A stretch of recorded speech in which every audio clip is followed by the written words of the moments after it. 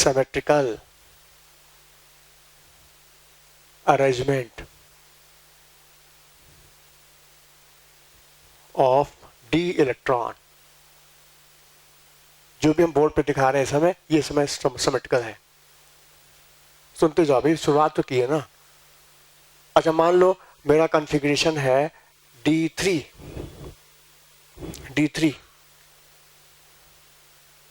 Octahedral complex है, D3 configuration है।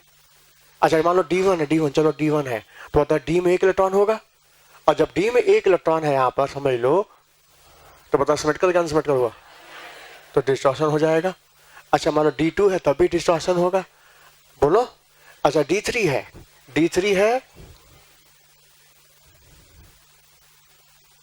D3 का सिस्टम है और लीगेंड तुम्हारा वीक है, वीक लीगेंड। हाँ, तो बता 3 पहले इलेक्ट्रॉन किस में जाएगा? T2 में जाएगा। हाँ, मतलब 20 से काटे इक्वल हाफ हो जाएगा। ये सिमेट्रिकल अरेंजमेंट है, ये भी सिमेट्रिकल है। ठीक है, वीक लीगेंड, हाँ स्ट्रॉन्ग लीगेंड है। हाँ, नहीं तो पेयरिंग यहाँ, पेयरिंग इसमें कहा जब ऑक्टाहेड्रल है, जब सोचो ऑक्टाहेड्रल में तो D2 का यूज यहाँ से ना D का यूज होगा। मतलब स्ट्रॉन्ग लीगेंड है तब भी तुम पेयरिंग नहीं करा सकते, क्योंकि तो तुम पेयरिंग कराओगे तो तुमको D का 2 ही ना चाहिए। D2 sp3 sp3 D2, तो मतलब तो D का तुम्हें 2 ही चाहिए। D तो 2 खाली पड़ा है सही। मतलब 6 में 2 ही पॉसिबिलिटी है ना, या तो D2 sp3 या तो sp3 D2। तो D का 2 तो खाली पड़ा है ऑलरेडी। तुम पेयरिंग भी कराओगे तो क्या होगा? कोई फायदा नहीं। तो पेयरिंग कराना ही नहीं, स्ट्रांग हो तब भी नहीं कराना, वीक लिगेंड या स्ट्रांग। हाँ चलो, मान लो D4 का कॉन्फ़िगरेशन है, D4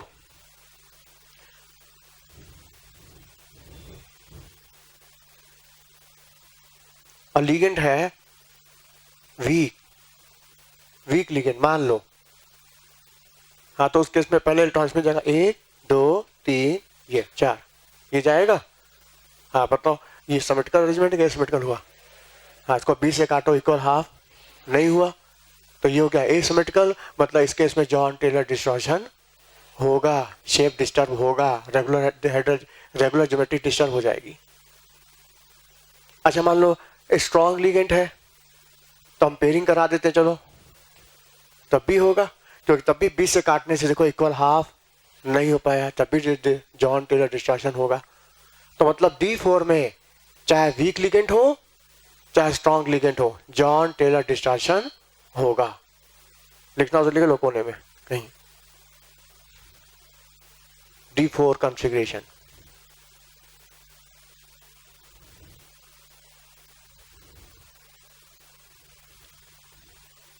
अच्छा, D5 कॉन्फ़िगरेशन है।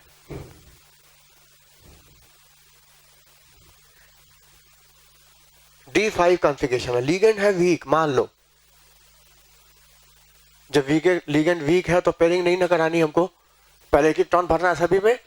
हाँ देखो 1 2 3 4 5, ठीक है, इसको 20 से काट दो, इसको 20 से काट दो, equal half. This is a symmetrical arrangement. ये सिमेट्रिकल अरेंजमेंट है, डी इलेक्ट्रॉन का जॉन टेलर डिस्टॉर्शन नहीं होगा। यदि वीक लिगेंड है नहीं होगा। हाँ, यदि स्ट्रॉन्ग लिगेंड है तो उसका ये वाला इलेक्ट्रॉन के यहाँ चला आएगा, ये वाला आउट करके यहाँ चला आएगा।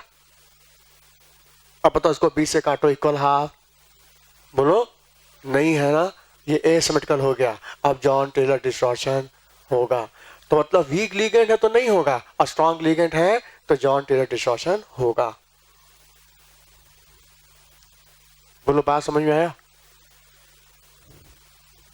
अच्छा, D6 कॉन्फ़िगरेशन है, D6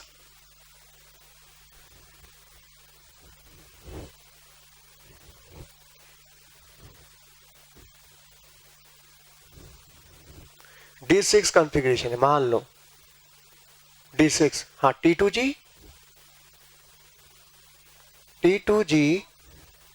EG। हाँ, 6 इलेक्ट्रॉन है डी में। हाँ, मान लो लिगेंड स्ट्रॉन्ग है।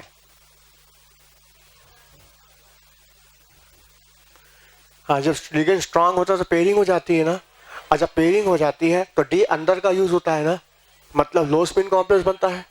तो ऐसे केस में लो स्पिन कॉम्प्लेक्स बनेगा, लो स्पिन कॉम्प्लेक्स बनेगा। हाँ बताओ कितने, 6 इलेक्ट्रॉन है, मतलब पेयरिंग कराएंगे हम। हाँ 1 2 3 4 5 6। अब बताओ इसको 20 से काट दो, इक्वल हाफ हो जाएगा। This is symmetrical distribution of d electron. Jahn Teller distortion does not observe, shape should be regular octahedral. हाँ लेकिन वीक लिगेंड है तो D6 high spin complex. High spin complex में क्या होगा, पेयरिंग नहीं कराएंगे, डी बार का यूज होगा, अंदर के इलेक्ट्रॉन सारे अनपेयर्ड रहेंगे। ऐसे T2G EG। हाँ कितने, 6 इलेक्ट्रॉन, 1 2 3 4 5 6। हाँ अब देखो 20 से काटो, सिमेट्रिकल के एसिमेट्रिकल। हाँ एसिमेट्रिकल, मतलब जॉन टेलर डिस्टॉर्शन होगा, शेप रेगुलर डिस्टर्ब हो जाएगा। ठीक है।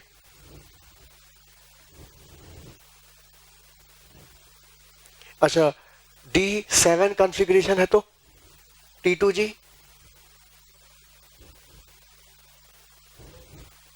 D7 कॉन्फ़िगरेशन T2G, ये इजी। हाँ यदि लिगेंड हमारा वीक है तब, वीक लिगेंड है तब।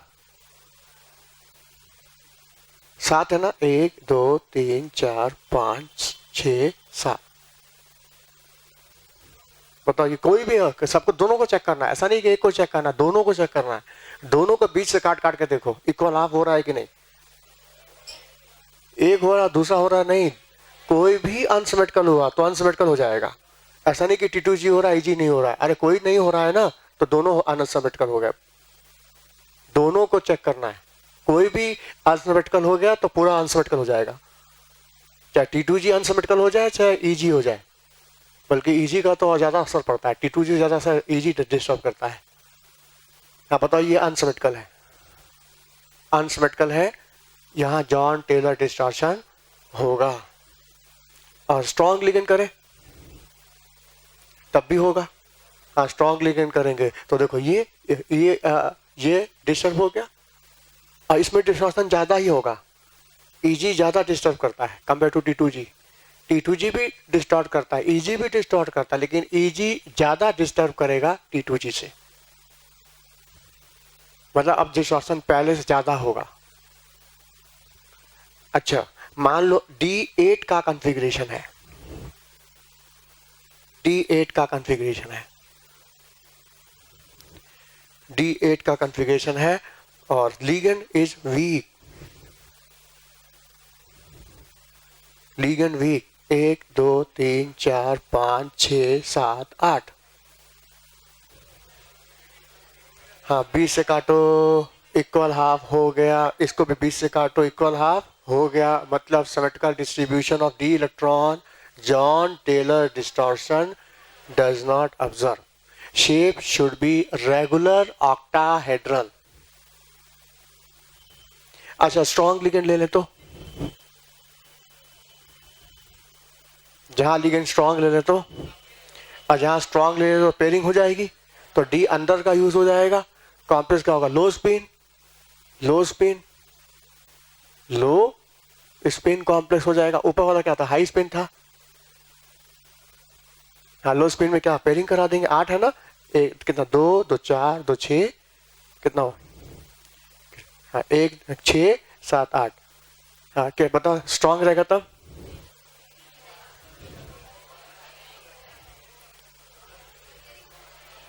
हो जाएगी पेयरिंग, पेयरिंग तो हो गई। 2 2 4 2 6 7 8। अब इसको पेयरिंग थोड़ी कराएंगे, इसमें अब आएगा अब ना पेयरिंग होगी, ये तो डीजनरेट है ना, ये डीजनरेट है, पेयरिंग इसमें होगी या तो इसमें होगी। हाँ मान लो D9 कॉन्फ़िगरेशन है, 9। हाँ उस केस में क्या होगा, हाँ जब डिस्टॉर्शन हो जाएगा, जहां तुमने 9 इलेक्ट्रॉन भर दिया, देखो ये अब क्या हो गया, 9 हो गया ना, ये 9 हो गया ना। अब ये देखो अनसिमेट्रिकल हो गया, EG अनसिमेट्रिकल हो गया। डिस्टर्ब है, जॉन टेलर डिस्टॉर्शन बोलो। अच्छा D10 कॉन्फ़िगरेशन ले लो, D10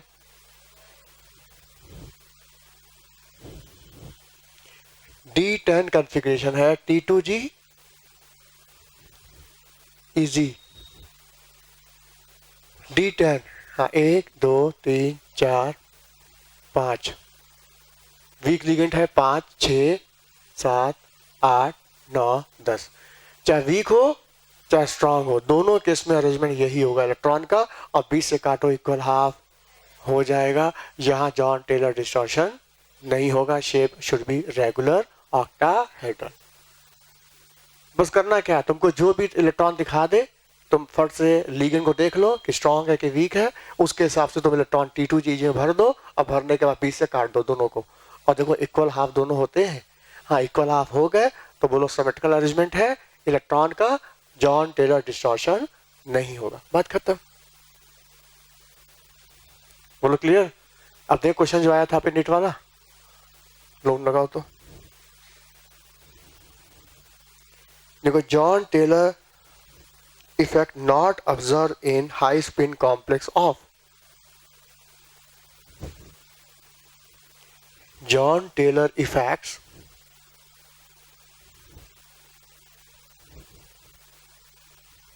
John Taylor effect is not observed in high spin complex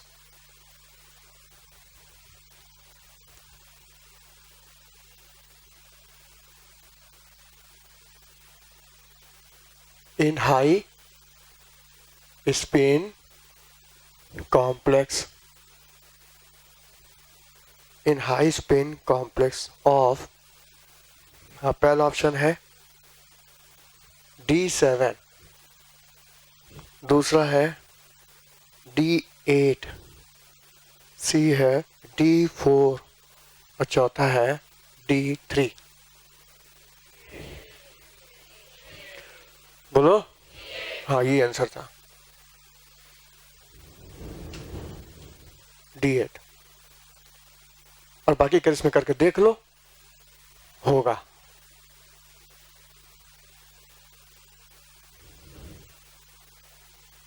high spin complex का मतलब समझ रहे हो ना, हाई स्पिन का मतलब क्या होगा कि पेयरिंग कराओ कि ना कराओ, ना कराओ ना कराओ, पेयरिंग मत करो। हाई स्पिन का मतलब डी बाहर का यूज हो रहा है, अंदर डी नहीं यूज हो रहा है, तो पेयरिंग क्यों कराएंगे। बस सब में एक एक भरते जाओ, बस T2G में एक एक करके, PG में, और ज्यादा तो पेयरिंग कराओ, लेकिन लीगेंड की वजह से पेयरिंग नहीं कराओगे तुम। बोलो बात समझ में आया। जब हाई स्पिन कॉम्प्लेक्स होता है तो हुंड रूल फॉलो होता है ना। जब लो स्पिन हो जाता है, स्ट्रॉन्ग लिगेंड होते हैं, तब हुंड रूल का विरोध होता है। तो जब हाई स्पिन कॉम्प्लेक्स है ना,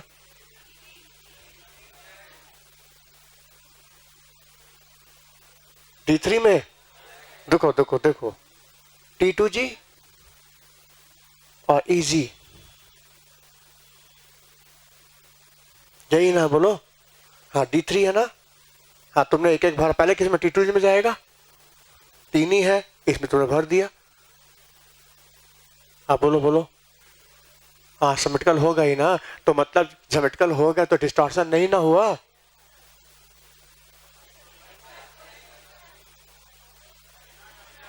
पहले एक बात करने दो, एक को बात करने दो पहले। ये सिमेट्रिकल हुआ ना ये तो। हाँ अच्छा दो आंसर है क्या, रुको। High spin not observing, distortion नहीं होना चाहिए, मतलब सिमेट्रिकल अरेंजमेंट होना चाहिए। हाँ लो स्पिन है।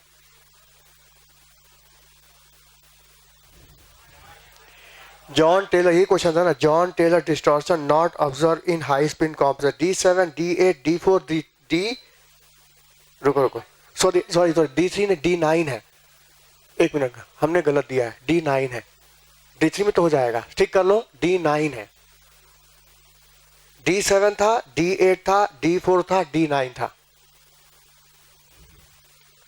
हाँ D9 था, चेक कर लेना पेपर, पेपर देख लेना, D9 था वो। हाँ D3 में तो हो जाएगा, D3 में तो सिमेट्रिकल हो गया, और मतलब जहां जॉन टेलर डिस्टॉर्शन नहीं होगा उस हिसाब से दो आंसर हो जाएगा, तब तो D3 भी हो जाएगा, D8 भी हो जाएगा। लेकिन जो एक्चुअल आया था पेपर उसमें D9 था यहाँ पर। हाँ अब बोलो।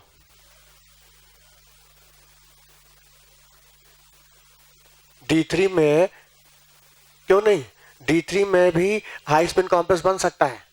कैसे बन सकता है अभी हम दिखाएंगे, अपवाद है, एक्सेप्शनल केस है, बताएंगे अभी हम। अभी हमने प्रैक्टिस कराया नहीं, ये पहले बता दिया, इसलिए क्वेश्चन तुम्हारे अंदर आ रहा है। हम प्रैक्टिस कराएंगे, तुमको दिखाएंगे कि D3 में भी हाई स्पिन कॉम्प्लेक्स बन सकता है, डी बाहर का यूज हो सकता है, लेकिन वो कॉम्प्लेक्स एक्सेप्शनल है, अपवाद है। ज्यादा नहीं, 2 तो अपवाद तुमको रटने पड़ेंगे, बाकी तुम सब निकाल लोगे। और वो 2 अपवाद भी जो है ना, उसको भी आगे एक्सप्लेन किया गया है लीग एंड फील्ड थ्योरी में, जो कि हमारे सिलेबस से बाहर है। तो उसको हम ना बता करके हम 2 एक्सेप्शन तुमको याद करवा लेंगे। बस वही बता दे एक्सेप्शन, बाकी छोड़ दे। हाँ बोलो, सब चीज सीखो, सब जानो। क्वेश्चन जो तुम लगाने लगोगे, तुमको अंदर एक कॉन्फिडेंस आएगा कि हाँ इतने सारे क्वेश्चन मेरे लग गए, तो एक अंदर विश्वास आता है ना। तो इसलिए जो लग सकते हैं उनको भी प्रैक्टिस करनी चाहिए। हाँ बोलो, समझ में आ गया? ठीक कर लिया, 9th कर लिया इसको ना। अब आंसर होगा केवल D8।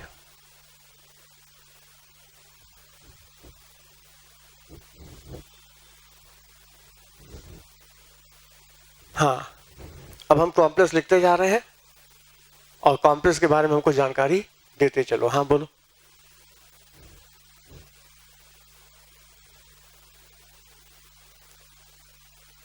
क्यों नहीं ब्रेक होगा? स्प्लिटिंग तो होनी है ना, इलेक्ट्रॉन भले ना हो, ये तो काल्पनिक है ना। डी ऑर्बिटल की स्प्लिटिंग ये तो काल्पनिक है ना। हाँ, आखिर ये काल्पनिक थ्योरी बनाई गई है ना, जैसे मालिको ऑर्बिटल थ्योरी, MOT थ्योरी, ये क्या है? काल्पनिक थ्योरी है ना। तो ये थ्योरी बनाई गई और इसमें डी की स्प्लिटिंग दिखाई गई है। ये बात सही है कि जब तक इलेक्ट्रॉन नजदीक नहीं आएगा तब तक स्प्लिटिंग नहीं होगी, लेकिन थ्योरी के अनुसार उसको भी स्प्लिट करके दिखाएंगे। अब कहते हैं ना बॉन्ड ऑर्डर की वैल्यू नेगेटिव नहीं आनी चाहिए ना, लेकिन नेगेटिव वैल्यू दिखाई जाती है रूल में ना, कि बॉन्ड ऑर्डर नेगेटिव आया तो अनस्टेबल, लेकिन कोई एग्जाम्पल नेगेटिव का नहीं है। लेकिन रूल तो है कि बॉन्ड ऑर्डर नेगेटिव आए तो मॉलिक्यूल एग्जिस्ट नहीं करेगा, है ना। थ्योरी तो बनाई गई है, लेकिन कोई मॉलिक्यूल में बॉन्ड ऑर्डर नेगेटिव नहीं आता है ना। थ्योरी तो है ना, ये भी थ्योरी है। हाँ आगे देखो। हाँ, K4 FeCN होल 6 निकालो जरा।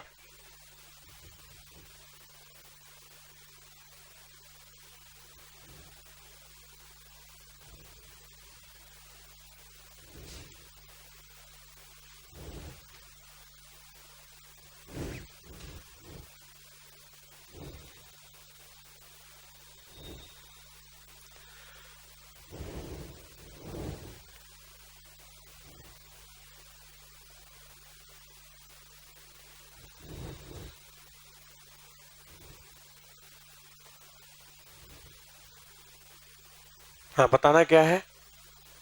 हाइब्रिडाइजेशन, ज्योमेट्री, स्पिन, पैरा है कि डाया है?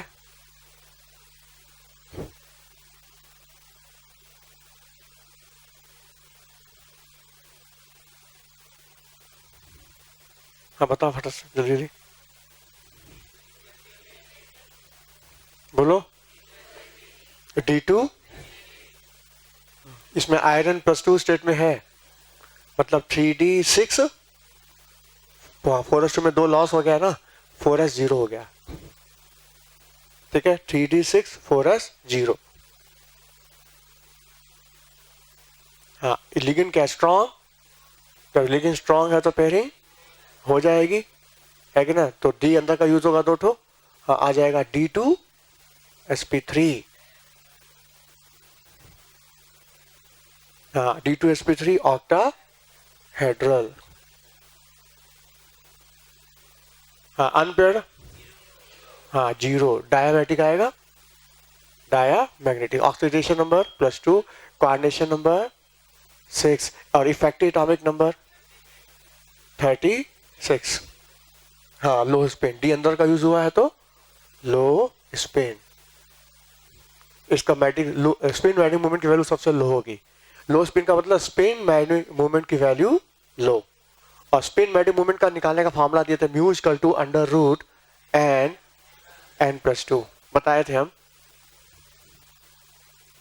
वैल्यू आ जाएगी 0। हाँ बोलो, समझ में आया?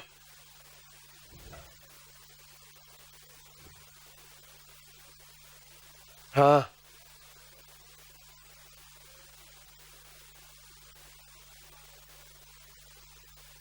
वो D3 में एक पॉसिबिलिटी बताएगी, यदि लो होगा तो क्या होगा, हाई होगा तो क्या होगा, संभावना। D3 के साथ दो पॉसिबिलिटी, दोनों पॉसिबिलिटी रख के दिखाई गई थी।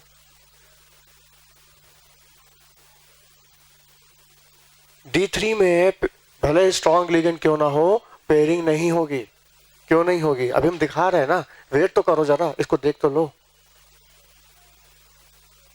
नहीं, जब डी अंदर का यूज होगा तो लो, बाहर का यूज होगा तो हाई। मेन बात ये है।